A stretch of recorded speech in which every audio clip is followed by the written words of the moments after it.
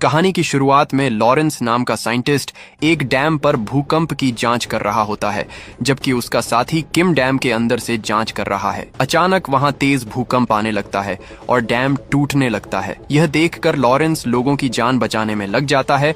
वहीं किम भी तेजी से भागते हुए डैम से बाहर निकलने की कोशिश करता है।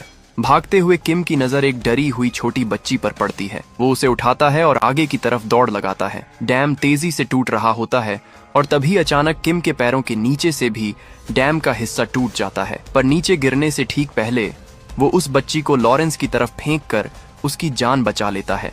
जब किम पीछे मुड़कर देखता है तो उसके पांव में एक लोहे की रॉड घुस चुकी होती है। उसे समझ आ जाता है कि अब उसका बचना नामुमकिन है। वो उस बच्ची को प्यार से देखता है और कहता है, अपनी आंखें बंद कर लो। इसके बाद पूरा डैम ढह जाता है, लेकिन किम की महान कुर्बानी से उस बच्ची की जान बच जाती है। इसके बाद सीन बदलता है और हम एक कार को देखते हैं जो एक्सीडेंट के कारण पहाड़ के बिल्कुल किनारे पर लटकी हुई है। उसके अंदर एक डरी हुई लड़की फंसी है। उसे बचाने के लिए एक रेस्क्यू हेलीकॉप्टर भेजा जाता है, जिसे हमारा हीरो रे चला रहा होता है।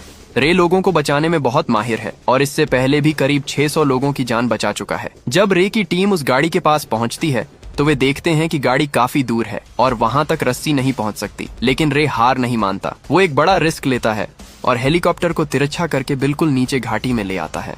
अब हेलीकॉप्टर खतरनाक पहाड़ों के बीच उड़ रहा होता है। रे का एक साथी हेलीकॉप्टर से नीचे उतरकर गाड़ी में हुक लगाने की कोशिश करता है, लेकिन तभी गाड़ी स्लिप हो जाती है और उसका साथी नीचे ही फंस जाता है। गाड़ी के खिसकने से हेलीकॉप्टर पर भी बहुत ज्यादा प्रेशर पड़ने लगता है।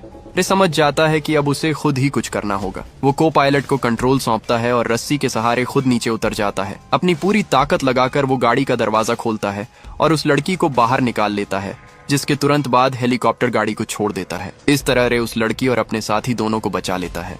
अपना काम खत्म करके रे घर लौटता है, जहां वो बिल्कुल अकेला रहता है और अपनी फैमिली की पुरानी तस्वीरें देखने लगता है। दरअसल रे पहले अपनी पत्नी एम्मा, बेटी ब्लैक और छोटी बेटी मैलोरी के साथ एक बहुत ही खुशहाल जिंदगी जी रहा था। लेकिन 1 साल पहले जब रे अपनी बेटी मैलोरी को राफ्टिंग पर ले गया था तो वहां डूबने से उसकी मौत हो गई थी। इसी गहरे दुख ने रे को अंदर तक तोड़ दिया और वो अपने परिवार से अलग हो गया। इस बीच डैम वाले हादसे के कारण रे की छुट्टियां कैंसिल हो जाती हैं और उसे वापस काम पर बुला लिया जाता है। ड्यूटी पर जाने से पहले रे अपनी बेटी ब्लैक से मिलने जाता है, पर वहां उसकी मुलाकात एम्मा के नए बॉयफ्रेंड डैनियल से होती है। उसे वहां देखकर रे को काफी गुस्सा आता है और वो वहां से काम पर निकल जाता है। इधर ब्लैक भी डैनियल के साथ सैन फ्रांसिस्को के लिए निकल जाती है।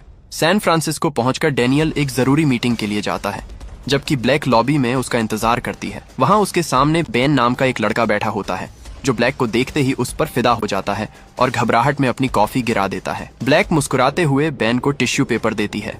ब्लैक उससे पूछती है कि क्या तुम मेरे डैड से मीटिंग करने वाले हो। इस पर बेन कहता है कि नहीं, डैनियल तो इस कंपनी का बॉस है और मैं तो बस यहाँ जॉब इंटरव्यू देने आया हूँ। तभी बेन का भाई ओली वहाँ आ जाता है और वो बिना डरे ब्लैक से बेन के लिए उसका फोन नंबर मांग लेता है। यह सुनकर ब्लैक हंसने लगती है और बेन शर्म के मारे उसे चुप कराता है। ओली कहता है कि मुझे पता है जब हम यहाँ से चले जाएंगे तो तुम पछताओगे कि तुमने नंबर क्यों नहीं मांगा। तभी वहाँ एक लड़की आती है और बेन को उसके इंटरव्यू के लिए अंदर बुला लेती है। जैसे ही बेन वहाँ से जाता है, ओली ब्लैक से दोस्ती कर लेता है। दूसरी तरफ एम्मा एक ऊंची बिल्डिंग के टॉप फ्लोर पर लंच करने गई होती है। तभी उसे रे की कॉल आती है और रे अपने कल के बर्ताव के लिए एम्मा से माफी मांगता है। एम्मा कहती है कि कोई बात नहीं, मुझे यह तुम्हें पहले ही बता देना चाहिए था। पर तभी वहां जोरदार भूकंप आ जाता है। एम्मा घबराकर रे को बताती है कि यहाँ भूकंप आ गया है। ये सुनकर रे उसे फौरन छत पर जाने को कहता है और बताता है कि वो हेलीकॉप्टर लेकर वहीं आ रहा है। एम्मा अपनी जान बचाने के लिए छत की तरफ भागने लगती है और पूरी बिल्डिंग में भूकंप की वजह से भारी अफरा तफरी मच जाती है। जब एम्मा छत पर पहुंचती है तो देखती है कि हर तरफ भयंकर तबाही मच चुकी है। तभी अचानक छत का एक हिस्सा टूट जाता है और एम्मा नीचे गिर जाती है, जिससे उसे कुछ चोटें भी आती हैं। पर वो हिम्मत नहीं हारती और किसी तरह फिर से ऊपर चढ़ जाती है। इसी बीच रे भी वहां पहुंच जाता है, जिसे देखकर एम्मा के चेहरे पर स्माइल आ जाती है। लेकिन तभी बिल्डिंग में किसी वजह से भीषण आग लग जाती है और एम्मा तेजी से हेलीकॉप्टर की तरफ भागती है। रे हेलीकॉप्टर को ऑटो पायलट पर सेट करता है और मदद के लिए रस्सी नीचे फेंकता है। तभी एक पूरी बिल्डिंग नीचे गिर जाती है, जिसके इम्पैक्ट से सारी बिल्डिंग्स गिरने लगती हैं। एम्मा भागकर रस्सी को पकड़ लेती है।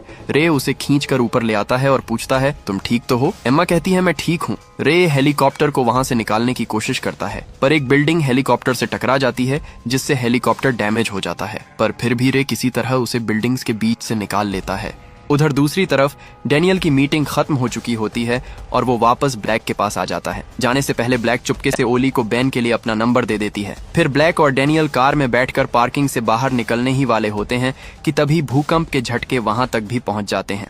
जान बचाने के लिए ड्राइवर तेजी से कार दौड़ाने लगता है, पर भूकंप की वजह से आगे का फ्लोर ही टूट जाता है और कार सीधे उसमें जा गिरती है। तभी ऊपर से एक बहुत बड़ा पत्थर सीधा ड्राइवर की सीट पर आकर गिरता है, जिससे वो मारा जाता है। इस क्रैश में ब्लैक के पांव सीट के नीचे बुरी तरह फंस जाते हैं। डैनियल उस सीट को उठाने की बहुत कोशिश करता है, पर उठा नहीं पाता। आखिरकार वो मदद मांगने के लिए बाहर निकलता है, जहां उसे एक सिक्योरिटी गार्ड मिलता है। डैनियल उससे कहता है कि मेरी बेटी नीचे फंस गई है, मुझे मदद चाहिए। उसकी यह बात वहां बेन भी सुन लेता है, लेकिन तभी ऊपर से बिल्डिंग का एक पत्थर सीधा उस सिक्योरिटी गार्ड पर गिरता है। ये देखकर डैनियल पूरी तरह घबरा जाता है और ब्लैक को छोड़कर अपनी जान बचाकर भाग निकलता है। क्या फट्टू है ये आदमी। वहीं ब्लैक किसी तरह रे को कॉल मिला लेती है। वो रे को बताती है कि मैं ऑफिस की पार्किंग में फंस गई हूँ और डैनियल मुझे छोड़कर भाग गया। ये सुनकर एम्मा को बहुत गुस्सा आता है, लेकिन तभी फोन कट जाता है। रे समझ जाता है कि अब अपनी बेटी को उसे ही बचाना होगा और वो हेलीकॉप्टर को सैन फ्रांसिस्को की तरफ मोड़ देता है। उधर पार्किंग में बेन और ओली ब्लैक के पास पहुंच जाते हैं। ब्लैक बताती है कि उसका पांव सीट के नीचे फंस गया है। दोनों मिलकर पत्थर उठाने की कोशिश करते हैं, लेकिन नहीं उठा पाते। ब्लैक उन्हें वहां से चले जाने को कहती है, क्योंकि बिल्डिंग कभी भी गिर सकती है, पर बेन कहता है कि हम तुम्हें छोड़कर नहीं जाएंगे। बेन कार की डिक्की खोलता है, जहां से उसे कुछ टूल्स मिलते हैं। उनकी मदद से बेन पत्थर को थोड़ा सा ऊपर उठाता है, पर वो ज्यादा ऊपर नहीं जा पाता। तभी बेन को एक कमाल का आइडिया आता है। वो कार के टायर्स की हवा निकाल देता है, जिससे ब्लैक के पांव आजत हो जाते हैं और वो उसे गाड़ी से निकाल लेते हैं।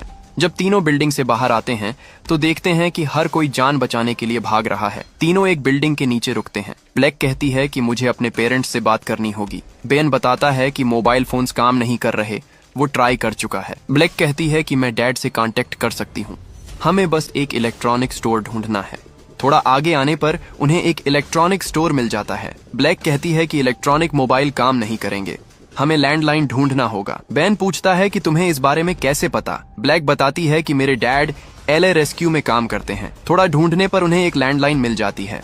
ब्लैक रे को कॉल करती है और बताती है कि वो सुरक्षित है और यह भी कि डैनियल उसे छोड़कर भाग गया था। ये सुनकर एम्मा को बहुत गुस्सा आता है। फिर रे ब्लैक को सैन फ्रांसिस्को के एक ऊंचे टावर पर जाने को कहता है, जहां वो उन्हें लेने आ रहा है। इसके बाद एम्मा डैनियल को कॉल मिलाती है और उससे ब्रेकअप कर लेती है, जिससे रे भी खुश हो जाता है। थोड़ा आगे जाने पर हेलीकॉप्टर का इंजन फेल हो जाता है, क्योंकि पहले वो बिल्डिंग से टकराया था। रे हेलीकॉप्टर की सेफ क्रैश लैंडिंग एक स्टोर के अंदर करवा देता है।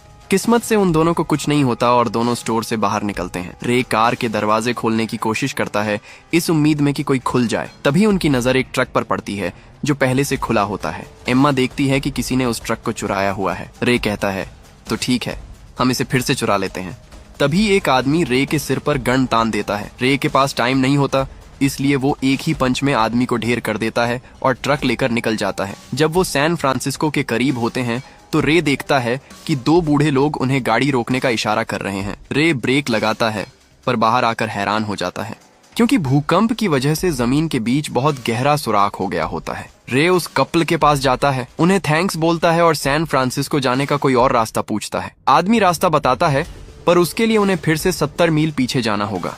ये सुनकर रे और एम्मा निराश हो जाते हैं, क्योंकि उनके पास टाइम नहीं होता। तभी रे की नजर आदमी की टोपी पर पड़ती है, जिस पर प्लेन बना होता है। इसके बाद रे उन्हें अपनी कार देकर उनका प्लेन उधार ले लेता है। जब दोनों प्लेन में बैठते हैं तो फाइनली रे अपने दिल की बात करता है। वो एम्मा को कहता है कि मैलोरी को राफ्टिंग पर ले जाने का आइडिया मेरा था और मैं वहाँ होते हुए भी उसे बचा नहीं पाया। इसने मुझे अंदर से तोड़ दिया, जिसकी वजह से मैं तुम्हारा और ब्लैक का सामना नहीं कर पाया और खुद को दूर कर दिया। यह सुनकर एम्मा रे को कहती है कि इसमें तुम्हारी कोई गलती नहीं थी। मुझे पता है, अगर तुम हमारी बेटी को नहीं बचा पाए तो कोई भी नहीं बचा पाता। ये सुनकर रे खुद को माफ कर देता है और दूसरी बेटी को बचाने के लिए तैयार हो जाता है। जब वो सैन फ्रांसिस्को पहुंचते हैं तो रे देखता है पूरा शहर तबाह हो गया है और प्लेन लैंड करने की कोई जगह नहीं बची। रे डिसाइड करता है उन्हें प्लेन से जंप लगाना होगा। इससे एम्मा डर जाती है, पर रे उसे अपने साथ बांध कर जंप लगा देता है और वो एक स्टेडियम में लैंड होते हैं। दूसरी तरफ ब्लैक जब टावर के करीब पहुंचती है तो देखती है वो जल रहा है, जिसका मतलब अब वो वहां नहीं जा सकते। बेन कहता है अब क्या करें। ब्लैक कहती है हमें किसी ऊंची जगह जाना होगा। ओली बुक देखता है और कहता है यहाँ नोब नाम का एक पहाड़ है, पर वो दूसरी तरफ है। ब्लैक कहती है तो हमें वहीं पहुंचना होगा और सब भागने लगते हैं। जब वो थोड़ा आगे आते हैं तो फिर से भूकंप आने लगता है। बेन गिर जाता है और उसके ऊपर ग्लास टूट कर गिरता है और एक शीशा उसकी टांग में घुस जाता है। ओली डर से घबराने लगता है, पर ब्लैक उसे शांत करती है। इस बार भूकंप बहुत डेंजरस होता है। रे एम्मा को पीछे भेजता है और लोगों की मदद करने लगता है। तभी उसकी नजर एक घायल बच्ची पर पड़ती है।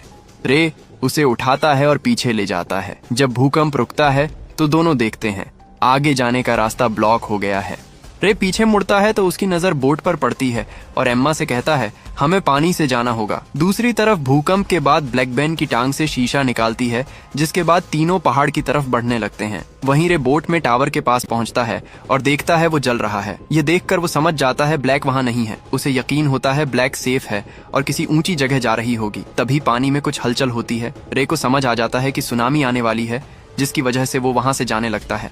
दूसरी तरफ ब्लैक को एक वॉकी टॉकी मिलता है, जिस पर उसे सुनामी आने की खबर मिलती है और तीनों पास की एक बिल्डिंग की तरफ बढ़ने लगते हैं। वहीं रे को सामने से सुनामी आते दिखती है। अब बचने का एक ही रास्ता होता है, सुनामी को पार करना।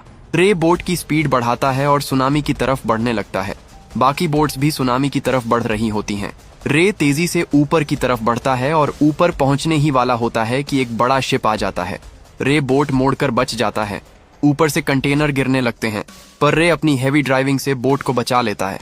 लेकिन शिप जाकर ब्रिज से टकराता है, जिस पर डेनियल भी होता है और पूरा ब्रिज टूट जाता है। इसके बाद सुनामी सिटी की तरफ बढ़ने लगती है। दूसरी तरफ ब्लैक बेन और ओली के साथ बिल्डिंग पर पहुंचती है, पर तभी वो देखती है सुनामी आ रही है। सब जल्दी से पिलर्स पकड़ लेते हैं। सुनामी बिल्डिंग से टकराती है, पर किस्मत से बिल्डिंग गिरती नहीं और तीनों एक टेबल को पकड़ लेते हैं। इसके बाद तीनों ऊपर वाली मंजिल पर पहुंचते हैं, जहां पानी नहीं पहुंचा होता। जब ब्लैक खिड़की से बाहर देखती है तो उसे रे दिखता है, जो बोट में उसे ढूंढ रहा होता है। ब्लैक उसे आवाज देती है, पर दूर होने की वजह से वो सुन नहीं पाते और वहां से जाने लगते हैं। तभी एम्मा की नजर एक लाइट पर पड़ती है, जो उनकी बोट पर आ रही होती है। जब दोनों मुड़ते हैं तो ब्लैक को देखते हैं। उसे देखकर दोनों बहुत खुश होते हैं, क्योंकि फाइनली पापा की परी मिल गई होती है। तभी बिल्डिंग पानी में गिरने लगती है और पानी अंदर चला जाता है। पानी के बहाव की वजह से बेन और ओली ब्लैक से अलग हो जाते हैं। बेन किसी तरह ओली को लेकर पानी से निकल जाता है, पर ब्लैक नीचे फंस जाती है। रे बोट से जंप लगाता है और अंदर ब्लैक के पास जाता है। ब्लैक कहती है दरवाजा फंस गया है। रे उसे कहता है फिक्र मत करो, मैं तुम्हें बचा लूंगा। रे दरवाजा ओपन करने की कोशिश करता है, पर नहीं कर पाता। ब्लैक रोते हुए कहती है मुझे बहुत डर लग रहा है डैडी। तभी बिल्डिंग पानी में डूब जाती है, जिससे ब्लैक की सांस रुकने लगती है और वो बेहोश हो जाती है। रे अपनी पूरी ताकत लगाता है और किसी तरह दरवाजा ओपन कर लेता है। वो ब्लैक को लेकर ऊपर जाता है, जहां बेन और ओली मौजूद होते हैं। बेन बाहर निकलने के लिए शीशा तोड़ने लगता है। एम्मा उसे देख लेती है और हटने का इशारा करती है, जिसके बाद वो बोट से शीशा तोड़ देती है। सब बोट में बैठते हैं और बाहर आते हैं। रे ब्लैक की छाती को दबाता है, पर वो होश में नहीं आती। सबको लगता है ब्लैक अब नहीं रही, पर रे हार नहीं मानता और ब्लैक होश में आ जाती है, जिससे सब बहुत खुश हो जाते हैं। इसके बाद न्यूज पर बताया जाता है कि फाइनली भूकंप खत्म हो चुके हैं और मिलिट्री वहां मदद के लिए आ चुकी है। मूवी के एंड में सब साथ खड़े होते हैं। ब्लैक और बेन को आपस में प्यार हो गया होता है और रे और एम्मा भी फिर से साथ हो गए होते हैं। एम्मा रे से पूछती है अब क्या? रे कहता है झुकेगा नहीं साला, अब हम फिर से एक नई शुरुआत करेंगे। और यही मूवी एंड होती है। वीडियो पसंद आई तो लाइक और चैनल को सब्सक्राइब जरूर करें, ताकि आप आने वाली और भी मजेदार वीडियोस देख सकें।